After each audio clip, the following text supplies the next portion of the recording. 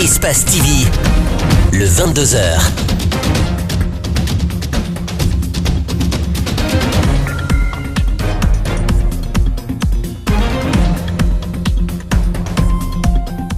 Conakry, 16 juillet 2018. Bonsoir à toutes, bonsoir à tous.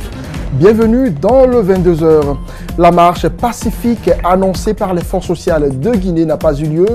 Une journée ville morte a été initiée en lieu et place. Sur le terrain, elle n'a pas été ressentie partout, à la différence des journées ville mortes précédentes. Nous reviendrons également sur cette médiation engagée par le médiateur de la République qui tente de rapprocher les positions entre syndicalistes et gouvernement. Les syndicalistes parlent d'actes de provocation posés par le gouvernement. Au Mali, les élections présidentielles auront lieu le dimanche prochain et la campagne présidentielle se déroule avec pleine d'ambiance, sans incident majeur. 24 candidats sont en liste, parmi eux, le président sortant et une seule femme. Les détails, ce sera tout à l'heure avec nos envoyés spéciaux au Mali, Bamako. Une fois encore, bonsoir et bienvenue dans ce journal. L'équipe de France de football, sacrée championne du monde pour la deuxième fois, après 20 ans, c'était hier en Russie.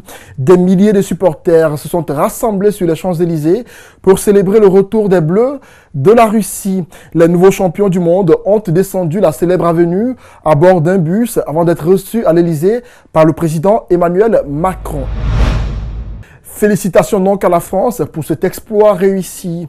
Retour en Guinée pour dire qu'alors que tous s'attendaient à une nouvelle marche pacifique des forces sociales de Guinée ce lundi 16 juillet, contre toute attente, la journée de ce lundi a été consacrée à une journée ville morte. Ce changement de programme n'a rien de stratégique. Les forces sociales affirment avoir pris cette décision au regard des soupçons d'infiltration et de contre-manifestation. Par ailleurs, elle indique ne pas comprendre le refus du gouverneur de la ville de Conakry d'autoriser la marche pacifique initialement prévue. Les explications de Mohamed Damaro Camara et d'Abakar Dine Camara. Les forces sociales avaient décidé de consacrer ce lundi à une journée de manifestation et pour continuer à contraindre le gouvernement à ramener le litre de carburant à 8 000 francs guinéens avant toute négociation. Mais quelques tuyaux, non les moindres, ont dû changer le cours des choses. La première des choses, c'est qu'il y a des structures aujourd'hui qui s'opposent à cette dynamique. Vous les avez vues à la télé, qui soutiennent carrément l'État dans cette démarche, tout en oubliant que cette démarche affecte le train de vie du Guinéen. Alors ça c'est une des preuves qui démontre carrément que nous soupçonnons des éventuelles infiltrations à cette marche. Coïncidence peut-être. Un peu plus tôt, le gouverneur de la ville de Conakry, dans une lettre réponse, n'autorisait pas la marche pacifique de ce lundi sous prétexte qu'elle causerait des dommages non justifiés aux paisibles citoyens et en plus aux pèlerins musulmans qui s'apprêtent à aller à la Mecque. Des arguments qui ne tiennent pas route selon cet activiste des forces sociales. Les arguments qui sont là, ce sont des arguments vraiment bidons, qui n'ont pas de sens. Mais nous, en tant qu'acteurs sociaux, en tant que société civile, nous pensons que nous sommes des donneurs de leçons. Et à des moments donnés de l'évolution des choses, nous devons marquer l'histoire par des valeurs. Et pour éviter à notre pays des crises à répétition, nous avons respecté l'acte administratif, malgré le fait qu'il soit injuste et illégal. Et nous sommes passés encore par la loi, par les voies de recours qui sont mis à notre disposition par la loi. La loi nous donne la possibilité encore d'attaquer cet acte administratif devant la chambre administrative de la Cour suprême. Ce refus d'autoriser la marche, les activistes le perçoivent comme une violation de la loi et un excès de zèle. Et cette démarche ne semble pas entamer leurs actions. Que ceux-là, colporteurs d'informations, qui tentent de saboter le fait que les forces sociales ont reporté la marche, ne devra servir d'aucun argument pour décourager les citoyens. Les forces sociales restent engagées, restent déterminées à poursuivre cette lutte, celle qui est une valeur républicaine, celle qui a une valeur citoyenne, amélioration de la condition de vie des citoyens. La marche pacifique projetée ce lundi par les forces sociales de Guinée a été interdite, vous le savez, par le gouvernorat de Conakry. Les activistes n'ont pas voulu aller à l'affrontement. Ils ont décidé d'observer une journée ville morte. Néanmoins, les forces sociales comptent saisir la Cour suprême pour excès de pouvoir. Des membres de ce mouvement l'ont fait savoir dans une autre conférence de presse animée au siège de la Cogelpaed à Petit Simbaya. Mamadou Kalisso, Yacouba Traoré. Une fois encore, les forces sociales de Guinée viennent d'étaler au grand jour leur division interne. Ce lundi, deux groupes parlant au nom de cette entité se sont retrouvés à deux endroits différents pour évoquer le même sujet, l'interdiction de leur marche par le gouvernorat de la ville de Conakry. Cela prouve à suffisance que des dissensions existent au sein des forces sociales de Guinée, même si Dansa Kourouma tente de les minimiser. Il y a ce genre de dissension dans n'importe quel groupe social qui se met en place. On est habitué à gérer ce genre de tempo. On a créé les forces vives ici en Guinée, les forces vives de la nation, où partis politiques, sociétés civiles et syndicats, patronats coexistaient. Mais chacun avait un agenda. Mais avec l'esprit de management et de leadership, on a ramené tout le monde autour d'un objectif républicain commun. Ce week-end, le Premier ministre a rencontré une délégation des forces sociales. Mais ce ne sont pas ceux qui ont été désignés qui ont rencontré Kassori Fofana. Puis, les forces sociales sont incapables de désigner un porte-parole. Autant de raisons qu'exploite le gouvernement. Pour ces juristes, l'interdiction de la marche est un piège. Cette tentative de nous empêcher de marcher, c'était une façon de nous conduire à la faute. Mais nous sommes des responsables. La responsabilité nous a guidés parce que toute notre action doit se reposer sur la loi, comme cela a été rappelé. On ne répond pas à une violation par une violation. Il n'y a pas de réciprocité dans les violations. Parce que l'un a violé la loi, nous aussi nous violons la loi. Non, ce n'est pas la démarche que nous imprimons à notre conduite, à nos actions. Donc nous sommes des légalistes, des républicains. En attendant que syndicats, sociétés civiles et forces sociales ne parlent le même langage, les citoyens continuent de payer le carburant à 10 000 à la pompe. Le gouvernement semble déjà avoir la tête ailleurs. Parlons justement de journée ville morte. L'une de nos équipes de reportage a fait un constat sur la route Le Prince, également sur l'autoroute Fidel Castro. Il ressort clairement que cette journée ville morte a peu été suivie par les populations, à la différence des différentes journées ville mortes. Le constat, c'est avec Alcé Bari. Bambeto, journée ville morte annoncée ce lundi par les forces sociales de Guinée. Gare routière fermée, circulation perturbée, seuls quelques rares motards osent s'aventurer sur la route. Certains conducteurs de taxi qui tentent de circuler sont arrêtés par les syndicalistes et les jeunes. Sur l'axe, c'est observé, c'est quelques-uns seulement qui travaillent, mais les syndicats sont en train de procéder à l'arrestation de certains taxis et taxis-motos afin qu'ils les mettent dans les locaux des syndicats. Aujourd'hui, pas de commerce. Les boutiques ont fait porte close. Les commerçants sont venus sécuriser leurs magasins. Sur la bretelle Hamdallah ou encore Koloma, pas de taxi à l'horizon. Les forces de l'ordre sont certes présentes, mais les jeunes règnent en maître.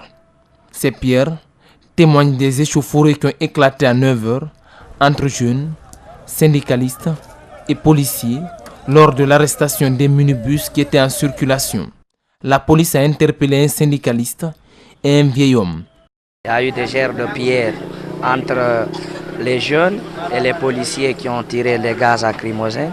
Et on a déploré et nous voulons qu'ils relâchent le vieux et le jeune en question parce que le jeune c'est un syndicaliste, il était en train de faire son travail et le vieux en tant que père il était parti faire une intervention. Je ne vois pas quelque chose qui est là-bas qui est anormal. Un tour sur l'autoroute. Nous sommes lundi, pas d'affluence ni embouteillage comme les autres jours. Certaines boutiques sont fermées, les taximètres qui roulent ont leur raison à eux. Ce sont mes clients qui m'ont appelé pour transporter les bagages. Il n'y a pas de véhicule. Je suis là uniquement pour eux. Dès que je les dépose, je rentre chez moi.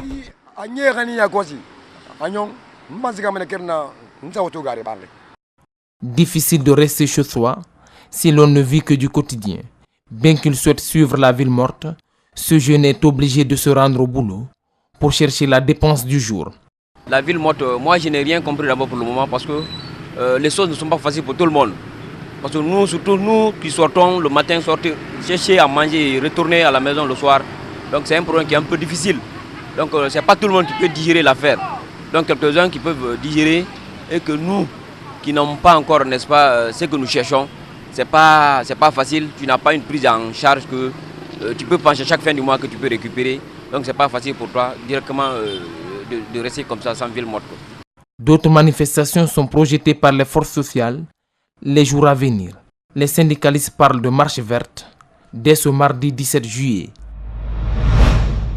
Et puis, les forces sociales de Guinée vont-elles connaître le même sort que certaines dynamiques nées pour, dit-on, défendre la cause du peuple de Guinée qui ont fini par disparaître dans la nature? Certains constats effectués depuis la mise en place de ce mouvement ne rassurent pas du tout. Un certain conflit de leadership a lieu en son sein. Cela pourrait l'affaiblir. Ajoutez à cela le report de la marche de ce lundi. On a comme l'impression que les forces sociales de Guinée perdent des forces. La rédaction d'Espace TV s'y est intéressée. Mohamed Damaro Camara nous signe ce commentaire. La dynamique Les Forces Sociales de Guinée, une association de plusieurs plateformes de la société civile, est née pour s'opposer à l'augmentation du prix du carburant à la pompe par le gouvernement. Plus de 2 semaines après la mise en place de ce mouvement, des couacs sont enregistrés. Il pourrait d'ailleurs provoquer dans les jours à venir l'implosion du groupe. Première remarque, une guerre de leadership a lieu au sein du mouvement. Sur une dizaine de plateformes et une centaine de membres, aucune entité, voire aucun leader n'a pour l'instant été choisi pour diriger la dynamique. Chacun dans ce mouvement peut agir au nom des forces sociales pourvu qu'ils disent ce qu'ils veulent entendre les uns et les autres. Ils appellent cela de la démocratie. Deuxième remarque, au sein des forces sociales, tout le monde est porte-parole. Chaque plateforme peut, quand elle le veut, organiser une rencontre avec la presse et donner son point de vue sur l'évolution de la situation au nom des forces sociales. La conférence de presse animée au siège du CNOS avec Dansa Kourouma et la réaction d'activistes de la COGELPED en sont une parfaite illustration. Les forces sociales de Guinée, qui ont pourtant suscité de l'espoir chez les citoyens, perdent les forces et ont l'air de s'affaiblir. Le report de la manifestation de ce jeudi 16 juillet a été décrié par plusieurs citoyens qui pensent que ce mouvement social agit sans conviction véritable. Certains parlent même d'un mouvement qui serait infiltré et dirigé par les acteurs politiques. Ce mouvement va-t-il tenir longtemps encore? Les forces sociales pourront-elles faire démentir les pronostics et changer la donne? En tout cas, le peuple de Guinée les a à l'œil. Mohamed Damaro Camara. Les institutions de la République viennent d'entamer une médiation dans la crise que traverse le pays à travers l'augmentation du prix du carburant à la pompe. Une délégation conduite par le médiateur de la République a rencontré ce lundi les syndicalistes à la Bourse du Travail. On fait le point avec Macky Sall et Alseni Camara. La démarche vise à favoriser un dialogue inclusif entre les acteurs concernés par la crise qui fait suite à l'augmentation du prix du carburant à 10 000 francs guinéens. Le médiateur de la République livre le message de la délégation des institutions républicaines. Notre propos aujourd'hui, c'était de plaider pour que chaque parti accepte de rencontrer l'autre. C'est-à-dire un dialogue inclusif qui suppose que, quels que soient les problèmes, quels que soient les points de vue et les positions de négociation, qu'on les fasse valoir autour d'une table de négociation et que chacun accepte de s'écouter. J'ai confié la Guinée aux syndicats et je suis sûr et certain que les messages, n'est-ce pas, on s'est compris dans ce que nous disons. Dans la salle de réunion, la présidente du Conseil économique et social, qui est d'ailleurs la présidente d'honneur de la CNTG, a estimé que c'est l'impartialité qui caractérise leur démarche. Nous voulons être des facilitateurs pour rapprocher les uns et les autres, puisque vous tous vous parlez au nom du peuple pour défendre l'intérêt du peuple, pour que ceux qui veulent profiter des crises, parce qu'il y a les profiteurs des crises aussi, eux, ils se plaisent dans ça, parce qu'ils profitent sur le dos du peuple, alors que vous, vous défendez le peuple. Donc vous acceptez d'être tous autour de la table pour discuter des problèmes. La réponse des syndicalistes a été brève. Ils feront le feedback à leurs mandants. Nous sommes des syndicalistes. Nous sommes des mandatés. Nous avons écouté. Nous allons nous réunir, nous rencontrer, analyser ensemble, prendre langue avec nos mandants et ensemble nous allons décider et transmettre la décision à qui de droit. Pour l'heure, rien n'a fait bouger les lignes dans la résolution de la crise, car syndicalistes et gouvernement, chacun campe sur sa position.